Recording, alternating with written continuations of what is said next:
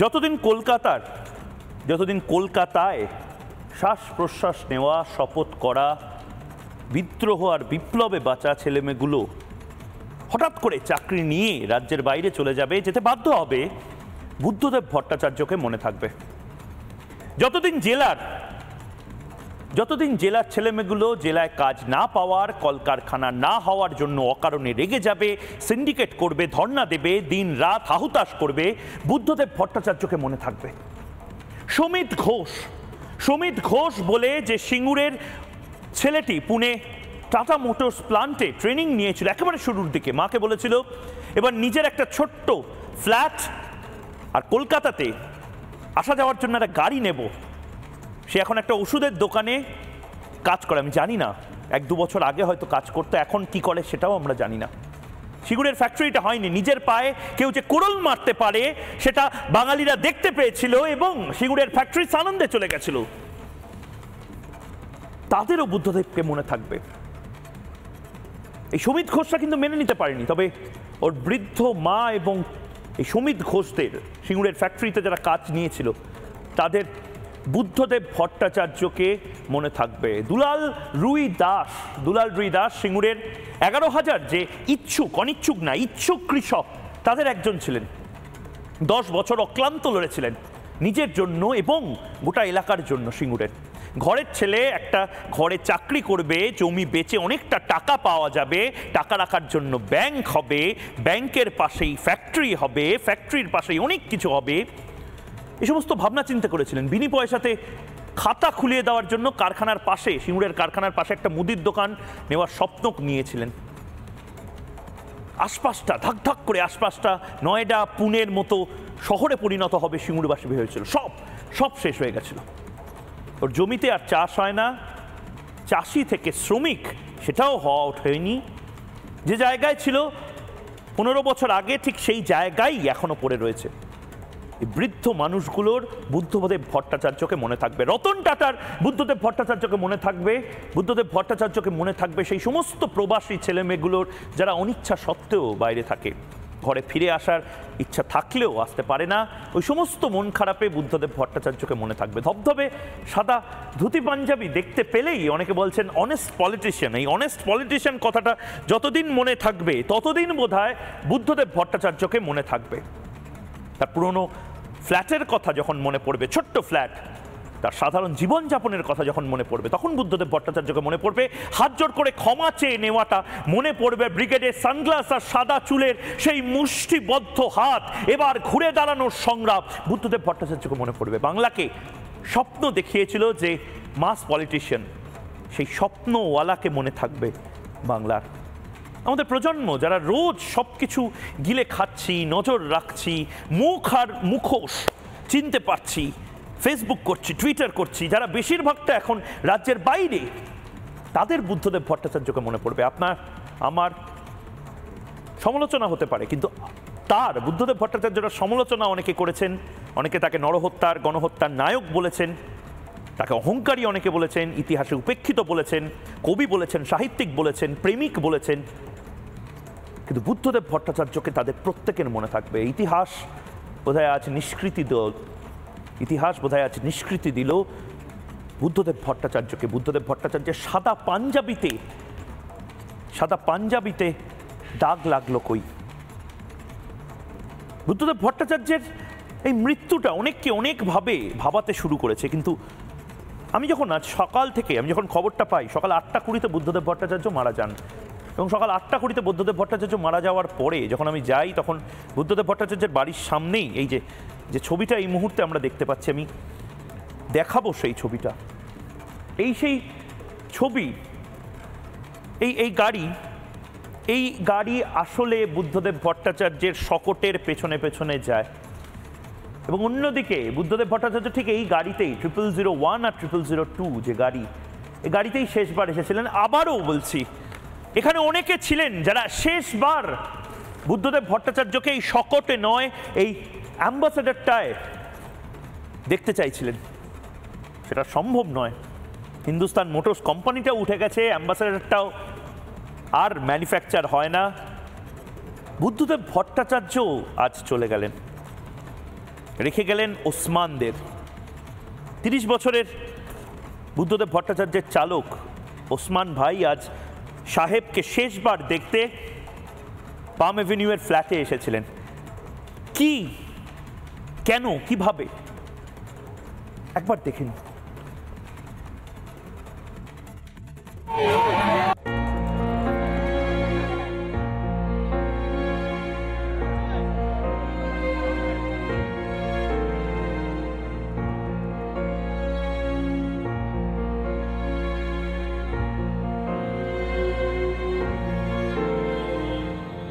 বরাবরের মতন যে গাড়িতে আসলে বুদ্ধ ভট্টাচার্য যেতেন, সেই 0002 সেই গাড়িও প্রস্তুত এই মুহূর্তে, এবং সেই গাড়িতে এখনো বুদ্ধদেব ভট্টাচার্য মুখ্যমন্ত্রী নন, কিন্তু এখনো পশ্চিমবঙ্গ সরকারের যে রুল বুক, ব্লু বুক, সমস্ত কিছু নিয়ে সাহেবকে দেখতে ভেতরে গেছে ওসমান।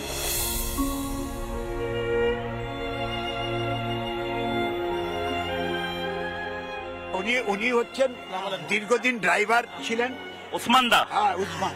আরে বাবা, উসমান হচ্ছে দীর্ঘদিন বুদ্ধদার গাড়ির চালক ছিলেন, কমরেড সহযোদ্ধা। সুতরাং ও কয়েকদিন আগে এখানে এসেছিল, পার্টি অফিসে এসেছিল, দেখাও করে গেছে। অসুস্থ, ওর শরীর খুব খারাপ। ওসমান দা, আমি শেষবার ভোটের আগে জিজ্ঞেস করেছিলাম একবার গাড়িটা নিয়ে বলবে, তুমি বলনি, কি বলবে আজকে? কি বলবো, উনি ভূত, গাড়িটাও আছে, এসো।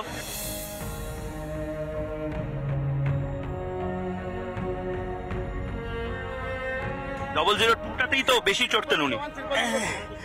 0001, 0002 দুটো গাড়ি। হ্যাঁ, হয়ে গেছে।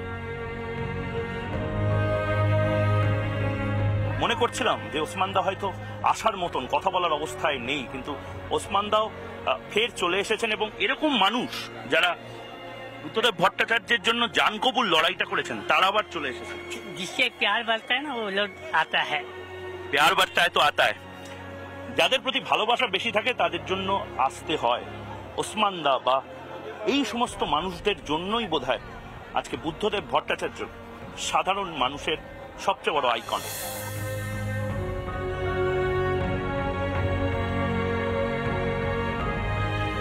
ক্যামেরা পার্সন রাজার সাথে ময়ূখ, রিপাবলিক বাংলা, কলকাতা।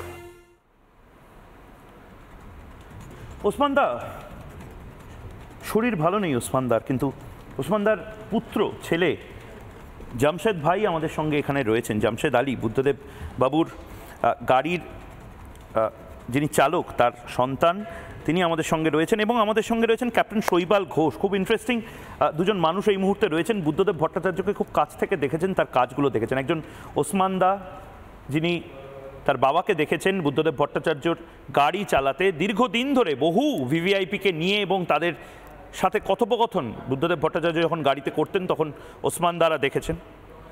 এবং জামশেদ আলীর পাশাপাশি ক্যাপ্টেন শৈবাল ঘোষ সিঙ্গুরের যে ফ্যাক্টরি, সেই ফ্যাক্টরির প্রথম নিরাপত্তা আধিকারিক ছিলেন। যখন রতন টাটা ফ্যাক্টরিটা তৈরি করে, টাটার প্রথম নিরাপত্তা আধিকারিক, সিকিউরিটি ম্যানেজার হিসেবে ক্যাপ্টেন শৈবাল ঘোষ ছিলেন। শৈবালবাবু, আপনার সাথে আমি একটু পরে কথা বলছি, আমি সিঙ্গুরেও আসবো, কিন্তু আমি প্রথমে জামশেদদা আপনার থেকে জানতে চাইব, বুদ্ধদেব বাবু, আজকে আমি দেখছিলাম যেভাবে আপনারা কান্নাকাটি করছিলেন, এত ফেমাস একটা মানুষ সাধারণ জীবনে কীরকম ছিলেন?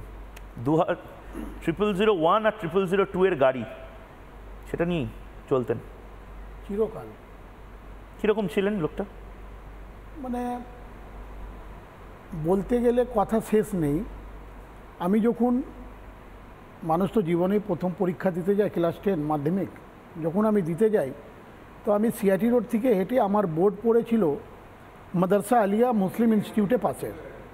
তো আমি সবাইকে বললাম 2002 সালে, তখন উনি মানে মুখ্যমন্ত্রী রয়েছেন। तो আমি सब बंधु बांधव के बोललाम कि चलो आज सीएम साहब का आशीर्वाद लेके हम लोग जाएंगे एग्ज़ाम देने। तो चीफ मिनिस्टर इज माने नॉट सा मैटर ऑफ जोक्स, मैंने सबाई घाबड़े गए बंधु बांधव जी, चीफ मिनिस्टर तार आशीर्वाद नहीं जाए। हम लोग हाँ चलो ना, कोई बात नहीं है, वो बहुत साधारण इंसान है, वो हम लोग से मिलेंगे। দেখা করেছিল বলছি তখন আমার একটু ভয় লেগেছিল যে আমি তো বলে দিয়েছি বন্ধুবান্ধবকে, কিন্তু উনি দেখা করবেন কিনা জানি না, কিন্তু আমি টাইমিং জানি যে ঘর থেকে বেরোবেন উনি 9টা নাগাদ, আর 9টা 13-তে উনি আলিমুদ্দিনে ঢুকে যাবেন। আচ্ছা, এটাই রুট ওনার একদম সারা জীবন প্রতিদিন 9টার সময় গাড়ি নিয়ে আসতে হতো একদম রেডি করে। একদম তো একদম গেছি, একদম ঠিক 9টা 13 আলিমুদ্দিনে আমরা দাঁড়িয়ে আছি, আর 10টা থেকে পরীক্ষা শুরু হবে। তো পাশেই মুসলিম ইনস্টিটিউট মাদ্রাসা আলিয়া। তো গেছি, যাবার পর ঠিক ওখানে গেটে দাঁড়িয়ে আছি। তো গাড়িতে বাবা বললেন বুদ্ধবাবুকে যে মনে হচ্ছে আজকে ছেলে প্রথম পরীক্ষা দিতে যাচ্ছে, প্রথম পেপার, আপনার আশীর্বাদ নেই। বলে তাই? যখন আলিমুদ্দিন গেটে গেছি তখন দেখছি বুদ্ধবাবু নামছেন গাড়ি থেকে, মানে আমাদের সামনেই ঢুকেছেন। তো কি বলবো, মানে মনে হয় যে যেরকম নিজের সন্তানকে ভালোবাসা দেয়। বাস গেছি, বাস গিয়ে একদম গাড়ির সামনে জেঠু পা ধরে নমস্কার করলাম, সব ছেলেরাও এসে সব এরকম। তখন বলছি ইয়ে হ্যাঁ চিফ মিনিস্টার, सब बंधुरा ये है चीफ मिनिस्टर, लगता तो नहीं है, एक आम पब्लिक साधारण इंसान लग रहा है। তখন মানে আমি নিজের মনে গর্ব কি করব, খুশি কি করব, কি কাঁদবো, কি খুশি মানাবো, আমি নিজের অবাক, মানে শক। উনি কি রোজ রাইটার্স বিল্ডিং এ যেতেন সকালবেলা? না, প্রথমে বাড়ি থেকে 9টা নাগাদ বেরোতেন। আচ্ছা, 9টা 13, 14, 15 মধ্যে মানে আলিমুদ্দিন। আচ্ছা, ওখান থেকে 11টা বেরোতেন। 11টা বেরিয়ে पक्का 11টা 20-তে উনি মল্লিক বাজার হয়ে পার্ক স্ট্রিট ধরে সোজা একদম রাইটার্স, একদম 11টা 35, 40 ওনার এই টাইমটা ছিল।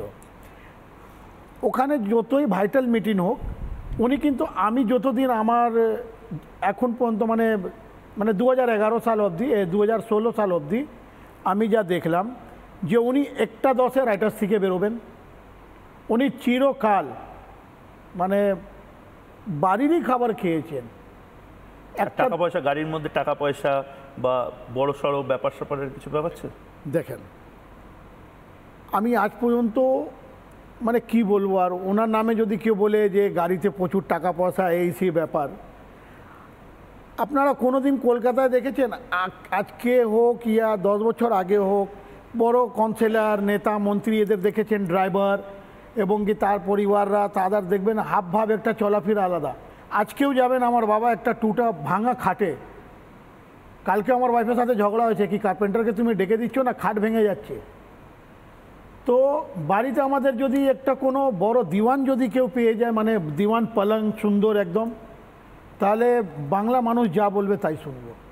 বুদ্ধদেব ভট্টাচার্য আমার ঘরে, আর বুদ্ধবাবু ওই একটা খাট যেরকম ঘরে, যেরকম উনি জীবনযাপন করেছেন সেরকম আমরাও করেছি, এখনো করছি। উনি আপনি এবং আপনার পরিবার ওনার ড্রাইভার বা চালক ছিলেন, আপনারাও যে জীবনযাপন করতেন, সাহেবও সেই জীবনযাপন এখনো আমার বাড়িতে মাদুর পেতে ঘুমানো হয়। বুদ্ধদেব ভট্টাচার্য ওই ছোট্ট ফ্ল্যাটেই থাকতো, ছোট ওই গভর্নমেন্ট কোয়ার্টারে। মানে দুর্নীতির সাথে, মানে তার মানে সাদা পাঞ্জাবিতে দাগ পড়েনি, কেউ লাগাতে পারবে না আজ পর্যন্ত। চ্যালেঞ্জ করে বলছেন? 100% কেউ লাগাতে পারবে না। সাদা পাঞ্জাবিতে কোনোদিন দাগ লাগেনি, আমি দাগ দেখিনি। আপনি দেখেননি, অনেকে দেখতে পারে, হতে পারে। বেশ, আপনি যে সবাই যে বুদ্ধবাবুকে ভালোবাসবে তার কোনো মানে হয় না। ঠিক, কেউ প্রণব মুখার্জিকে ভালোবেসেছেন, তো বুদ্ধবাবুকে কেউ অনেকে বাসেনি। ঠিক, সবাই যে শাহরুখ খানকেই যে মানে বুর্জ খলিফার যে অ্যাড ফ্রি হয় শাহরুখ খানের, তো ওর ফ্রিতে হতে পারে, সবার তো ফ্রিতে হবে না, সবাই তো শাহরুখ খান হয়ে যাবে না। মনে থাকবে 100%। বেশ, আমি যেরকম জামশেদ ভাই যে কথাগুলো বললো মনে পড়ছে সেরকমই, হ্যাঁ ঠিক সেরকমই। আমি পাম এভিনিউতে আজ সকালবেলা অনেক মানুষকে বিভিন্নভাবে প্রশ্ন করেছিলাম, প্রতিবেশী যারা, যে বুদ্ধদেব ভট্টাচার্য মানুষটা কীরকম ছিলেন, বুদ্ধদেব ভট্টাচার্য কি দুর্নীতি করেছেন, বুদ্ধদেব ভট্টাচার্য কি খারাপ ছিলেন, খুনি ছিলেন, খাটের তলায় টাকা থাকতো, দরজা জানলা এই সমস্ত কিছু সোনা দিয়ে বাঁধানো থাকতো, কি ছিলেন বুদ্ধদেব ভট্টাচার্য মানুষটা? আজ পাম এভিনিউ, বিভূতিভূষণ সরণি এই মুহূর্তে পাম এভিনিউ এর নাম, সেখানকার মানুষ ঠিক আমাকে কি বলেছেন একবার দেখাবো। বুদ্ধবাবুকে এতে দেখেছেন? দেখেছি, আমি ওনার বাড়িতে কাজই করি। তাই? ওনার কি বিশাল বড় বাড়ি ছিল? না না, ওনার তো আমি তো থাকাকালে তো এই বাড়িতেই দেখতে পাচ্ছি। আগে থেকে উনি এখানে থাকতেন, এখানেই থাকতেন? যখন এই তথ্য সংস্কৃতি মন্ত্রী ছিলেন তখন থেকে এখানেই থাকেন। কি কতটা ছোট বাড়ি? হ্যাঁ, আগে তো 2 বেডরুম ছিল, এখন তো 3 বেডরুম করেছে। তো ওই এখানেই এত বড় মুখ্যমন্ত্রী এতদিন থাকতেন? এখন কোনোদিন বাংলোতে কোনো নেই, মানে ওনার লাইফস্টাইলটা মানে খুব আমাদের মতন। তো এখানে হাঁটার চলা করতেন? খুব কম। বাড়িতেই করতে এখন 9 বছর ধরে করতে পারে, 9 বছর আগে হাঁটাচলা করেছে। এই নিচের বাড়িটাতেই থাকতেন? ওনার এই বাড়িতেই থাকে। আর এই যে এত বছর ধরে দেখলেন, লোকটা কি অসৎ বা? খুব সৎ, খুব সৎ। পাওয়া যাবে না, এরকম মানুষ আর নেই জগতে, বোধহয় পাওয়া যাবে কিন্তু সন্দেহ আছে। এত মানে ভালো মানুষ, চুরি বা এইসব কোনো মানে এত অনেস্টি, এবার কি বলবো। দুর্নীতি করেননি? কমপ্লেন কোনো কেউ দিতে পারবে না। বাড়ি কোথায় ফ্যামিলি বলতেছিল দেবী হয়েছে বুদ্ধদেব ভট্টাচার্য চলে গেলেন, একটা যুগের তো অবসান হলো। যেই শুনেছি যে উনি মারা গেছেন, আমি সমস্ত মিটিং ফেলে এখানে এসেছি শুধুমাত্র এই মানুষটাকে একবার দেখবো বলে। আমার জীবনের আইডল উনি, আমার জীবনের আইডল, মানে আমি ভাষায় বোঝাতে পারবো না। কিরকম লোক ছিলেন? খুব ভালো লোক, খুব ভালো লোক। দুর্নীতি? হ্যাঁ, খুব ভালো কাছে, উনি কোনো দিন কোনো খারাপ করেন, সব ভালো করেছে। ভেতরে কি বিশাল বাড়ি? না, বিশাল খুব বাড়ি না, খুব ছোট ছোট ঘরেই ওদের। তাদের ঘর আর কত বড় হবে। ভালো লোক ছিলেন, কল্পনা করতে পারবেন না। আপনি জানেন না কত ভালো লোক ছিলেন, কত সৎ লোক ছিলেন, আপনি জানেন না? আমি জানি না, আপনি বলুন। কেউ নেই এখানে এখন ওনার মতন কেউ নেই এখন। সৎ বলে তো দেখছেন তো কোথায় থাকছেন, চিফ মিনিস্টার 11-12 বছর চিফ মিনিস্টার ছিলেন, কোথায় আছেন? একটা কালো দেখাতে পারবেন? আমি নির্দিষ্টভাবে সাধারণ মানুষ, বাংলার সাধারণ মানুষ, কলকাতার সাধারণ মানুষকে আজ জবাব চায় বাংলাতে নিয়ে এসেছি। তার কারণ এই সাধারণ মানুষরাই বুদ্ধদেব ভট্টাচার্য যা ছিলেন সেটা বানাতে সাহায্য করেছিলেন, এবং এই সাধারণ মানুষদেরই ওপর অভিমান করে বুদ্ধদেব ভট্টাচার্য একটা সময় নিজের পাম অ্যাভিনিউয়ের যে অ্যাপার্টমেন্ট, সেই অ্যাপার্টমেন্টে চলে গেছিলেন। কিন্তু সাধারণ মানুষ সত্যিই কি চেয়েছিলেন যে কারখানা সেখানে হবে না? সাধারণ মানুষকে সত্যিই চেয়েছিলেন যে আমাদের পরবর্তী প্রজন্মগুলো বাইরে চলে যাবে, রাজ্য ছেড়ে দেবে, জঙ্গি আন্দোলন হবে? বুদ্ধদেব ভট্টাচার্য আসলে স্বপ্নের ফেরিওয়ালার মতন একটা স্বপ্ন নিয়ে এসেছিলেন, যে স্বপ্নটা চুরমার হয়ে গেছিল। কী কারণে আমরা জানি না, কিন্তু আমার সাথে যিনি রয়েছেন এই মুহূর্তে, তিনি টাটা ফ্যাক্টরি, সিঙ্গুরের টাটা ফ্যাক্টরির প্রথম সুরক্ষা আধিকারিক হিসেবে কাজ করেছেন। তিনি হয়তো বলতে পারবেন বুদ্ধদেব ভট্টাচার্য মিথ্যাবাদী ছিলেন, মিথ্যুক ছিলেন না। বুদ্ধদেব ভট্টাচার্য জান প্রাণ দিয়ে কাজটা করেছিলেন যাতে আমার আপনার ঘরের ছেলে সিঙ্গুরে কাজটা পায়, এবং কিছু মানুষ চেষ্টা করেছিলেন যে না, এটা যেন না হয়। একবার দেখে নেব এই প্রতিবেদন, এবং তারপর সেই অতিথির কাছে আসছি।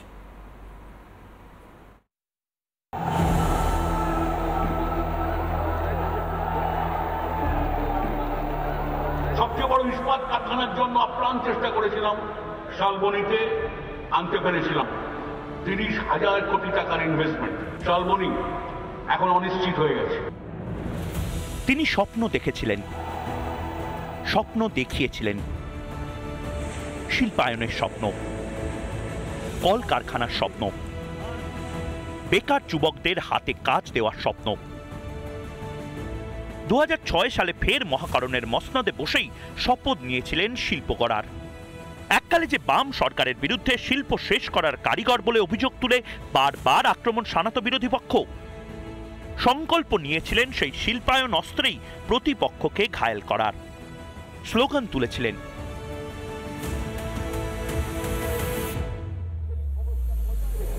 সাফল্যকে বজায় রেখে আমাদের শিল্পে এগোতে হবে। বলতে চেয়েছিলেন চাষির ছেলে কেন শুধুই চাষ করবেন, কেন কাজ করবেন না কারখানায়? স্বপ্নের ফেরিওয়ালা নেমেছিলেন স্বপ্ন সত্যি করতে। শিল্পায়নের বীজ পোতা শুরু করতে চেয়েছিলেন সিঙ্গুর নন্দীগ্রাম দিয়ে। সিঙ্গুরে টাটা এনে শুধুই গাড়ি তৈরি করতে চাননি, চেয়েছিলেন রাজ্যেরও চাকা গড়াতে, উন্নয়নের চাকা গড়াতে।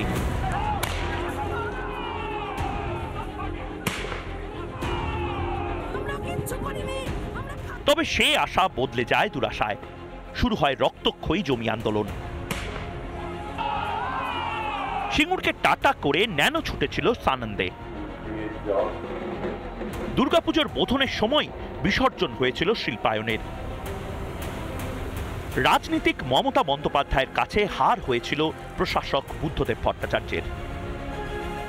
বামফ্রন্ট মানে সিঙ্গুর, বামফ্রন্ট মানে নন্দীগ্রাম, গেল গেল গেল জমি গেল, আরে কি গেল আর কি এলো, সিঙ্গুর শ্মশান হয়ে বসে আছে। আমি বলেছিলাম 400 একর দেওয়া যায় না, এটা অন্যায় আবদার হচ্ছে। এখন চেন্নাইয়ের পর গুরগাঁও হয়ে যাবে, গুজরাট হয়ে যাবে, পশ্চিমবাংলার যে অন্ধকারে সে অন্ধকারে থাকবে।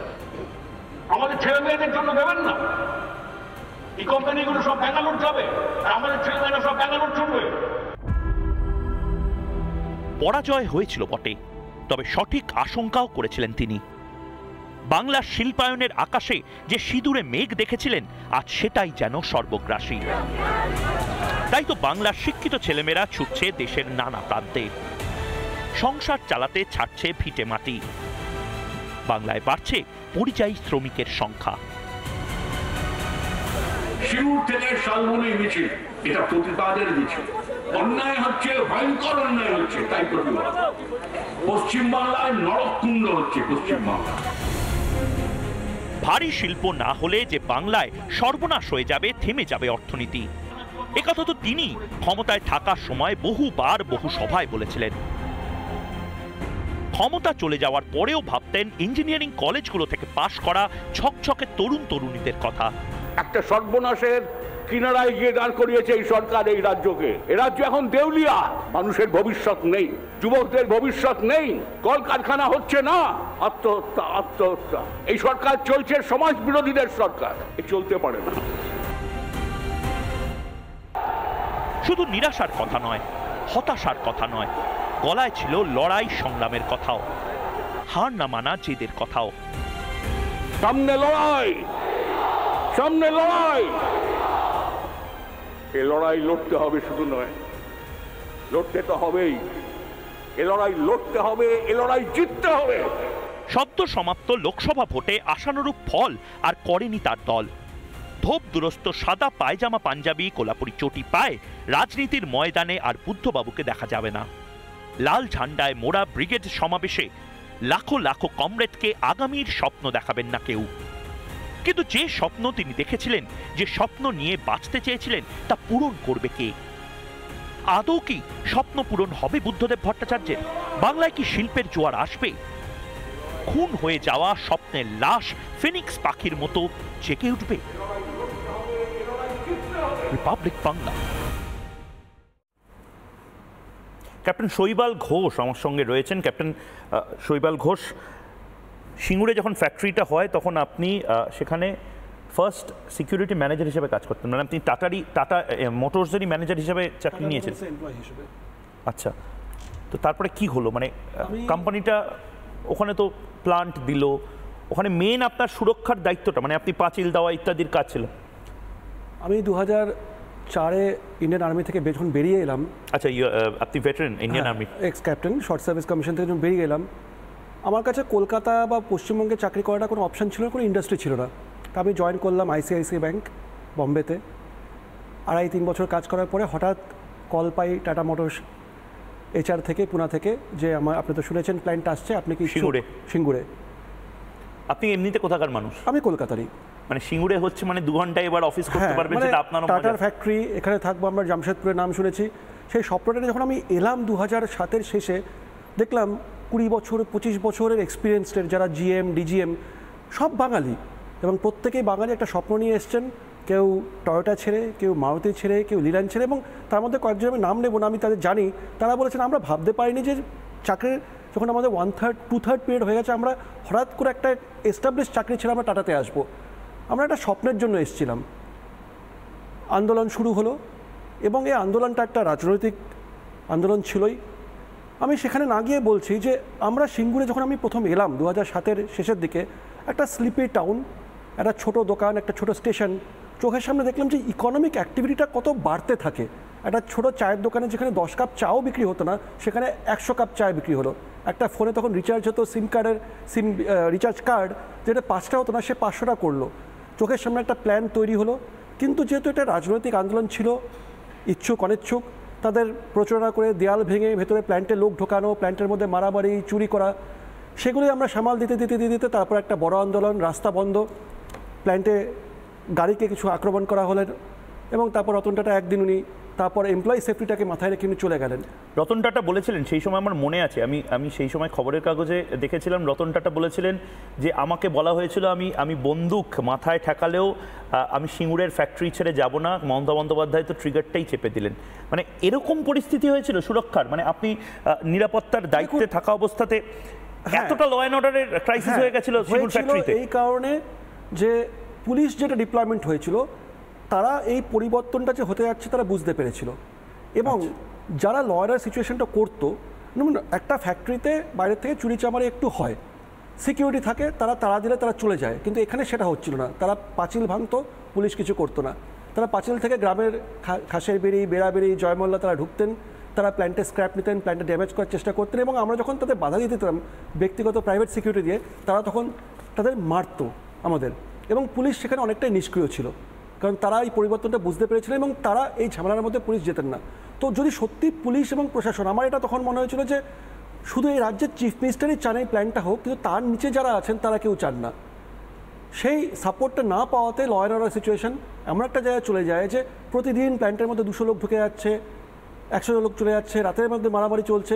তো সেই প্রোডাকশন, একটা প্ল্যান্টের যে সুষ্ঠু যে অ্যাডমিনিস্ট্রেশন, সেটাই করা অসম্ভব হয়ে গেছিল। বেশ বেশ ক্যাপ্টেন, আমরা সাধারণ মানুষরাই বুদ্ধদেব ভট্টাচার্যকে নিয়ে এই সেলিব্রেশন, তার জীবন, তার লাইফ, সেটা নিয়ে সেলিব্রেশন করব, কিন্তু যেহেতু আমার সাথে ওসমানদার ছেলে এই মুহূর্তে রয়েছেন, জামশেদ ভাই রয়েছেন এই মুহূর্তে, লালবাতিতে অনেক কিছুতে, অনেকের চিংড়ি মাছে অ্যালার্জি হয়, বেগুনে অ্যালার্জি হয়, বুদ্ধদেব ভট্টাচার্যের লালবাতিতে নাকি অ্যালার্জি ছিল। বুদ্ধদেব ভট্টাচার্য লালবাতিটা বালিগঞ্জ ফাঁড়ির পর থেকে বন্ধ করে নাকি ওসমানদা এবং বাকি যারা চালক ছিলেন তাদের বলতেন আমি আস্তে করে যাব, যাতে করে বিরক্ত না হয় এবং রাত্রে করে সমস্যা না হয়। আমি এটা আগেও শুনেছিলাম, কিন্তু আজ প্রতিবেশী যারা রয়েছেন তারা আমাকে বললেন, অদ্ভুত লাগলো আজ। বুদ্ধদেব ভট্টাচার্য, যিনি লালবাতি, সাইরেন, হুটার, এই সমস্ত কিছু অনেকটা অ্যাভয়েড করে চলার চেষ্টা করতেন, আজ তাকেই ভিভিআইপির মতন শকটে করে নিয়ে যাওয়া হলো, হুটার বাজিয়ে নিয়ে যাওয়া হলো। একবার দেখি সেই প্রতিবেদন এবং তারপর আমি সত্যিটা জানার চেষ্টা করব। দেখি একবার। প্রাক্তন মুখ্যমন্ত্রী বুদ্ধদেব ভট্টাচার্যকে এই যে গাড়ি, যেই শকটে করে শেষবারের মতো নিয়ে যাওয়া হবে, ভিভিআইপি ট্রিটমেন্টে লাল বাতি এবং সাইরেন বাজিয়ে বুদ্ধদেব ভট্টাচার্যকে নিয়ে যাওয়া হবে। কিন্তু বুদ্ধদেব ভট্টাচার্য শেষ দিনে এই রাস্তার এই পাড়া থেকে সাইরেন বাজিয়ে, কনভয়ে এবং লাল বাতিতে বেরোচ্ছেন, কিন্তু কোনোদিন এটা বহু যারা প্রতিবেশী আছেন তাদের মধ্যে থেকে অন্যতম রতনদাও এই মুহূর্তে রয়েছে, কোনোদিন বুদ্ধবাবু এই রাস্তায় লালবাতি বা সাইরেন করে আসতেন না, বন্ধ করে দিয়েও জ্বালানি, কোনোদিনও হুডারও চালায়নি। বালিগঞ্জ ফাঁড়ি থেকে হুডার বন্ধ করে উনি ডাইরেক্ট চলে আসতেন, সাধারণ মানুষের মতন চলে আসতেন।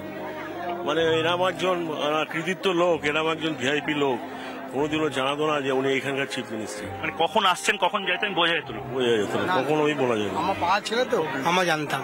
মানে চিফ মিনিস্টার সাইরেন অফ করে লালবাতি বন্ধ করে, ধোয়া বন্ধ করে, মাইপিয়া রোড থেকে বন্ধ করে দিত, মাইপিয়া রোড থেকে, এটা আমরা জানি।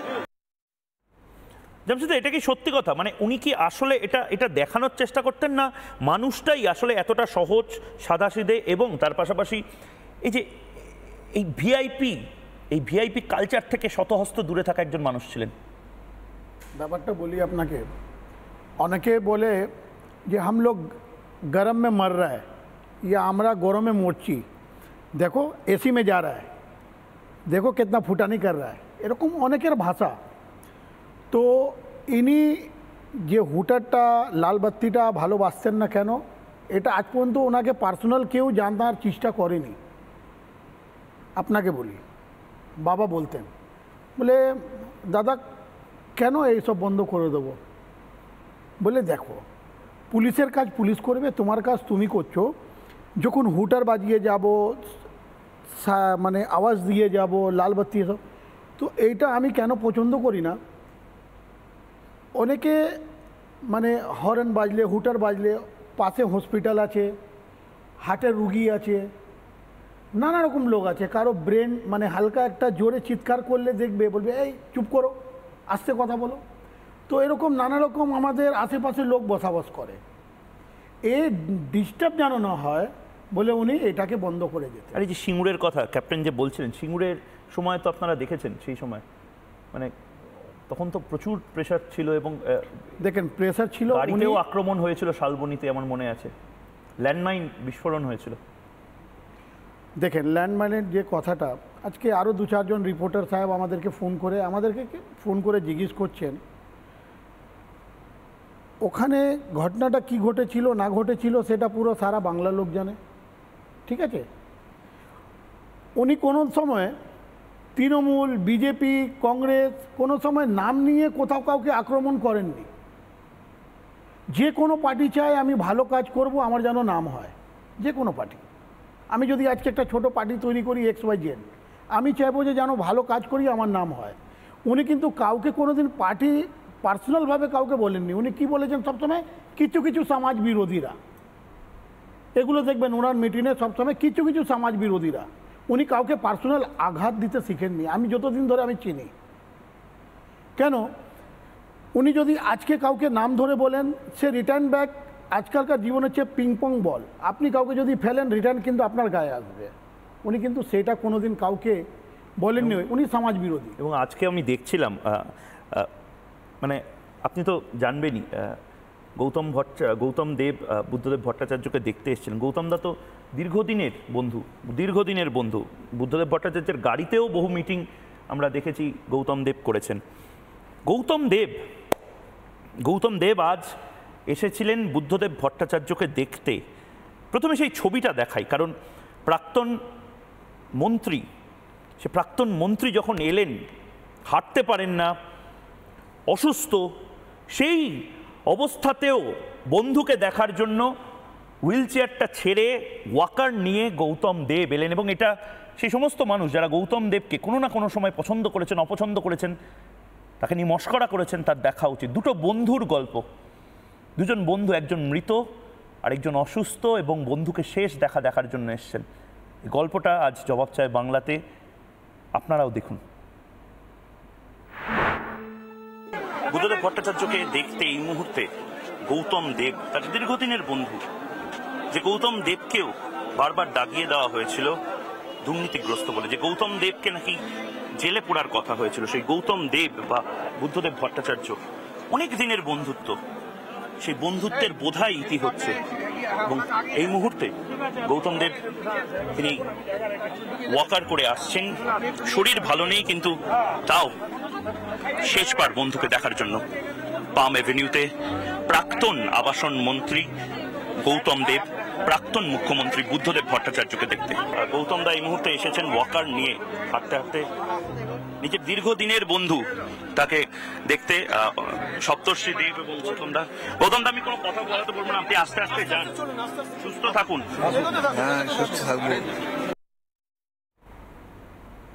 আমি বললাম সুস্থ থাকুন গৌতম দা, উনি বললেন সুস্থ তো থাকতে হবেই। গৌতম দেব নির্বাচনের আগে আমাকেই একটি সাক্ষাৎকার দিয়েছিলেন এবং সেখানেও বুদ্ধদেব ভট্টাচার্যকে নিয়ে অনেক কথা বলেছিলেন, স্মৃতিচারণা যাকে বলে। তার অনেকগুলো অংশ আমরা সারাদিন ধরে আপনাদেরকে শুনিয়েছি, এর পরেও কালও শোনাবো। বুদ্ধদেব ভট্টাচার্যের শেষ যাত্রা কাল হবে। কিন্তু গৌতম দেব সিঙ্গুর নিয়ে কথা বলার সময় খুব বিতর্কিত একটি কথা বলেছেন। তিনি অসুস্থ, কিন্তু সেই সময়েও গৌতম দেব আমাকে খুব বিতর্কিত একটি কথা বলেছিলেন এবং কার্যত বুদ্ধদেব ভট্টাচার্যকে সমালোচনা করেছিলেন, যে বুদ্ধদা সেদিন ওই জিনিসটা করলে আজ এই দুর্দশা আমাদের হতো না। একবার দেখি। সময় বুদ্ধদাকে আমি বলেছিলাম, বুদ্ধা দেন না পিটিয়ে দেন। আর মদন মিত্র তখন আমাকে ফোন করেছিল রাত্রিবেলায়, আমাকে সব ফোন করতো, সেসব সম্পর্ক আমার সাথে ছিল। মমতার সাথে আমার সম্পর্ক ছিল, মমতার সাথে আমি দিনের পর দিন কথা বলেছি। না, মেরে ধরে সরিয়ে দিতে বলেছিলেন ন্যাশনাল হাইওয়েতে বসে পথ অবরোধ করে আছে বলে। ন্যাশনাল হাইওয়েতে হাইকোর্ট বলছে এক্ষুনি তুমি ক্লিয়ার করো, হাইকোর্ট বলছে বিহার, উত্তরপ্রদেশ, সেই সমস্ত জায়গায় গাড়ি ঘোড়া সব বন্ধ, ফুড গেমস বন্ধ, ব্যবসাদাররা বলছে এদিককার ওদিককার। সুতরাং আমি বলেছিলাম তো, অনশন করছে, দাবিটা তো বোগাস, তখন মানেই হয় না, কোনো রিজনেবল দাবি না, ওটা নিয়ে কেউ আলোচনাই করছে না। ওটা মমতার একটা রাজনৈতিক গিমিক চলছে ওখানে। গৌতম দেব বুদ্ধদার থেকে অনেকটাই ছোট, আবার বুদ্ধদা বিমান বসুর থেকে অনেকটাই ছোট। 86 বছর বয়স বিমান বসুর, বুদ্ধদেব ভট্টাচার্যের 80 বছর বয়স ছিল। গৌতম দেব আরেকটু ছোট, 75 বছর বয়স মতন। বিমান বসুও স্মৃতিচারণ করেছিলেন বুদ্ধদেব ভট্টাচার্যের। গাড়িতে যেতে যেতে আমার মনে আছে এবার নির্বাচনে নদিয়া একসাথে আমরা দুজন, বিমান বসু এবং আমি গেছিলাম, উনি প্রচারে গেছিলেন, আমি ওনাকে কাভার করতে গেছিলাম এবং এক দীর্ঘ আলাপচারিতা হয়। বিমানদা সেই দিন বুদ্ধদেব ভট্টাচার্যকে নিয়ে অনেক কথা বলেছিলেন এবং আবেগতাড়িত হয়ে পড়ছিলেন। সেই ক্যামেরায় ধরা পড়েছে কিনা জানি না, কিন্তু আমি পাশে বসে আমার গায়ে কাটা দিচ্ছিল সেদিন। একবার দেখবো বিমানদা সেদিন কি বলেছিলেন বুদ্ধদেবকে নিয়ে। বুদ্ধবাবুকে মিস করেন এরকম ইলেকশনগুলোতে? কি করা যাবে, মানে বুদ্ধ অ্যাক্টিভ থাকলে মুভ করতো, অ্যাক্টিভ নেই, মুভ করতে পারছে না, এটাকে মেনে নিতে হয়। এটা কি একটু কি অভিমান আছে? অভিমানী একটা জায়গাও কি কাজ করেছে? অভিমান কিসের জন্য হবে? অভিমান নয়, এটা শরীরের ব্যাপার, অসুখের ব্যাপার। মানে নিঃশ্বাস নিতে পারে না, তার জন্য অক্সিজেন নিতে হয়, কথা বলতে অসুবিধা হয়, অক্সিজেন নিতে হয়। একটা সময় অফিসেও এসছে পোর্টেবল অক্সিজেনের এটা নিয়ে, সিলিন্ডারটা নিয়ে, পোর্টেবল ছোট, সেটা নিয়ে অফিসে এসছে। ওর ডেটোরেশনটা বা এটা অ্যাগ্রাভেটেড করেছে বোধহয় 2018 থেকে। বিমান বসু এবং গৌতম দেব দুজনেই আজ এসেছিলেন সহযোদ্ধাকে শেষবার বিদায় জানাতে, শেষ স্যালিউট যাকে বলে। এবং আজ দুজনকেই আমি ক্যামেরাবন্দি করেছি এবং আমার মতন অনেকেই আমাদের খারাপ লাগছিল। বিমানদা যিনি সাধারণত মিডিয়াকে অ্যাভয়েড করে চলেন, আজ একটু বেশি মিডিয়াকে অ্যাভয়েড করছিলেন, গলার কাছে দলা পাকিয়ে আসছিল নাকি বিমানদার। এবং গৌতম দেব নিষ্পলক চোখে তাকিয়ে ফ্যাল করে শুধু প্রশ্নগুলো শুনছিলেন এবং ওই একটা দুটো শব্দ, ভালো তো থাকতেই হবে।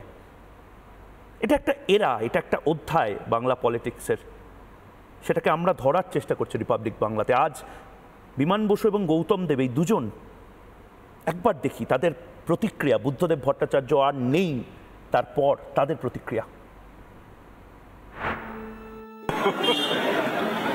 মুহূর্ত অনেক আছে, অনেক আছে, এত বেশি বলে শেষ করা যাবে না। আমি বসে থেকে খবরটা পেয়ে উঠে দাঁড়াতে পারছিলাম না, অনেকক্ষণ সময় বসে থাকতে হয়েছে, কাজেই অসুবিধা হয়েছে বলেই দেরি হলো। নিজের ছোট ভাই শুধু নয়, দীর্ঘদিনের সহযোদ্ধাকে হারানো কি সেটা বোধহয় বিমান বসু খুব ভালো করে জানেন। এর পাশাপাশি এটা তো সিপিআইএম বা বামফ্রন্টের যারা নেতৃত্ব আছেন তাদের স্মৃতিচারণ। তৃণমূল কংগ্রেস, বুদ্ধদেব ভট্টাচার্যের একটা সময় সবচেয়ে বড় প্রতিপক্ষ তৃণমূল কংগ্রেস, মমতা বন্দ্যোপাধ্যায়, পার্থ চট্টোপাধ্যায়, ফেরহাদ হাকিম, অরূপ বিশ্বাস। পার্থ চট্টোপাধ্যায় জেলে, আমাদের মাননীয় মুখ্যমন্ত্রী মমতা বন্দ্যোপাধ্যায় আজ এসেছিলেন ওখানে, অরূপ বিশ্বাস এসেছিলেন, ফেরহাদ হাকিম এসেছিলেন। তারা কি বললেন একবার সেটাও শুনি। বারবার তিনি ফিরে আসুন এই বাংলার মাটিতেই। আর এই খবরটা শুনে আমি এতটাই টেন্স হয়ে গেছিলাম, দেখুন হাতটা পুরো ঘষে গিয়ে পুরো গলগল করে রক্ত বেরিয়েছে। তার মধ্যে আমি নিজেই মানে কিরকম একটা লাগছিল। বুদ্ধবাবু একটা মানুষ ছিলেন যিনি খুব সাধারণ জীবনযাপন করেছিলেন। আমি প্রথমবার যখন তার বাড়িতে এসেছি, ওইরকম একটা ছোট্ট ফ্ল্যাটে বাংলার চিফ, এখনও অবশ্য এখনকার চিফ মিনিস্টার, এটাই বোধহয় বাংলার ঐতিহ্য, এখনকার চিফ মিনিস্টার টালির বাড়িতে থাকেন আর উনি একটা ছোট্ট সেই ফ্ল্যাটের মধ্যে ছিলেন। আমার দেখে কিছুটা অবাক লেগেছিল। রাজনৈতিকভাবে বিরোধিতা নিশ্চয়ই ছিল, কিন্তু মানুষ হিসেবে একটা মনের মধ্যে শ্রদ্ধা ছিল। বলার মতো ভাষা নেই। আজকের দিনে এমন একজন মহান মানুষ তিনি চলে গেছেন। আজকের দিনে কোনো রাজনৈতিক পর্যালোচনা হয় না, রাজনীতির থেকেও ব্যক্তি নিজস্ব অনেক।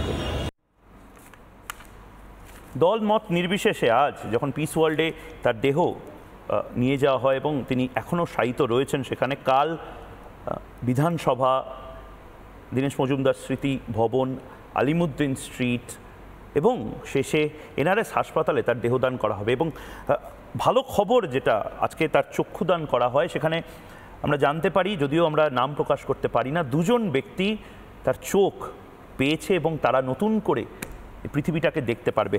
শুধুমাত্র কি রাজনীতির মানুষরা স্মৃতিচারণ করেছিলেন?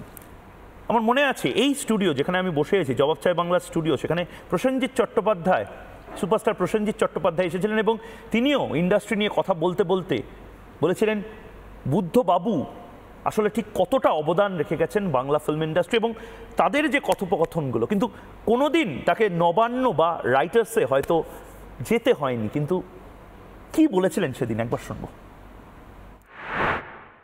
বুদ্ধদারও দারুণ সম্পর্ক ছিল, ওনাকে অসম্ভব ভীষণ স্নেহ করতেন, মানে ভীষণ। আমার মানে তখন তো আমরাই হিরো, আমরাই তো হিরো তখন, মানে আমাদের লন্ডনে যাতায়াত করতে, হ্যাঁ লন্ডনে মাটিতে বসে সিনেমা দেখতাম।